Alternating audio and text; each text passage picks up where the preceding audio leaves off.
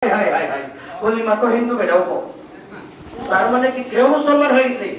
আরে হিন্দু সনাতন ধর্মী যারা তারাও হবে যারা হুসাইনি ব্রাহ্মণ। যারা হুসাইনি ব্রাহ্মণ কিন্তু আমরা বুঝতে চাচ্ছি না। আমরা যে কামলিওয়ালা নবী বলতেছে আল্লাহ এক। কি বলতেছে? আল্লাহ এক। আমরা জীবনে আল্লাহকে দেখি নাই, তারপর আমরা বলতেছি আল্লাহ এক। নবী বলছে আল্লাহ আছে, আমরা জীবনে আল্লাহ দেখি নাই, তারপর আমরা মানতেছি যে আল্লাহ আছে।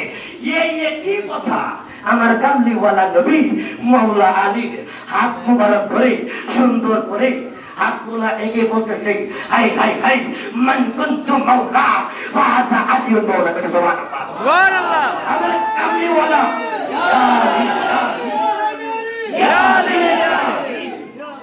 আমার কামলিওয়ালা নবী কেমন?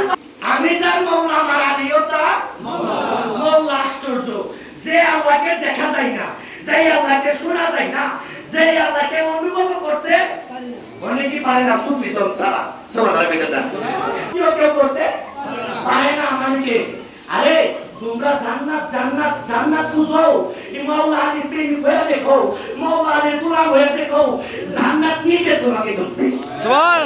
জান্নাত নিজে তোমাকে খুঁজবে। আলী আলী করো, আলী ছাড়া ওলি হওয়া যায় না। ঠিক। আলী আলী করো, আলী ছাড়া ওলি হওয়া যায় না। শয়তান হইতে পারবা কিন্তু ওলি হইতে পারবা না। আমার কামলিওয়ালা নবী কেমন মহব্বত দেখিয়েছে মাওলা আলীর প্রতি, কিন্তু আমরা কষ্ট পাই।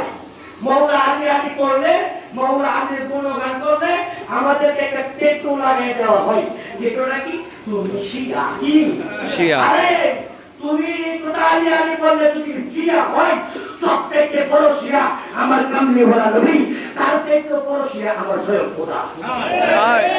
ঠিক। স্বয়ং খোদা। এখন খোদা যদি শিয়া হয়, আমরাও শিয়া।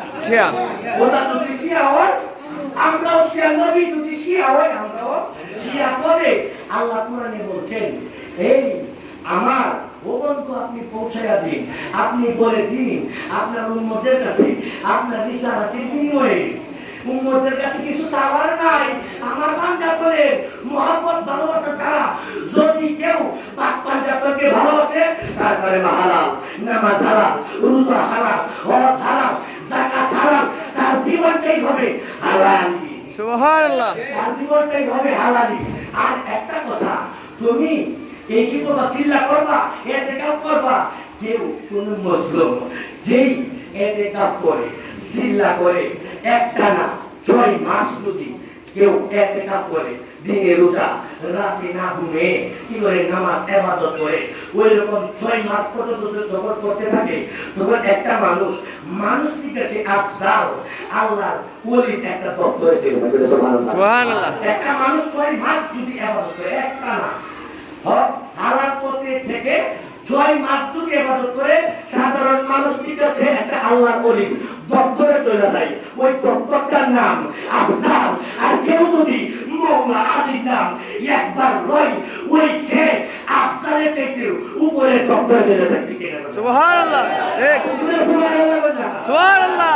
আমার কথাই একটাই, আজকে কাজী এরকম, কিন্তু অনেকেই আমরা যারা আসছি এখানে বিভিন্ন পীর সাহেবগঞ্জ আছে, আমার শ্রদ্ধেয় মামা যান নাসিরপুর দরবার শরীফের, আমার খুব শ্রদ্ধেয় মামা যান, আমাকে যেখানে যে আমার মায়ের করে মহাপত করে আলোচনা আছে, কিন্তু কথা একটাই, যেই দরবার শরীফের পীর সাহেবগুলা বলফাত পঞ্জাবের মিটিং আছে, তাদেরকে অবসান তাদের পিছনে লেগে যায়।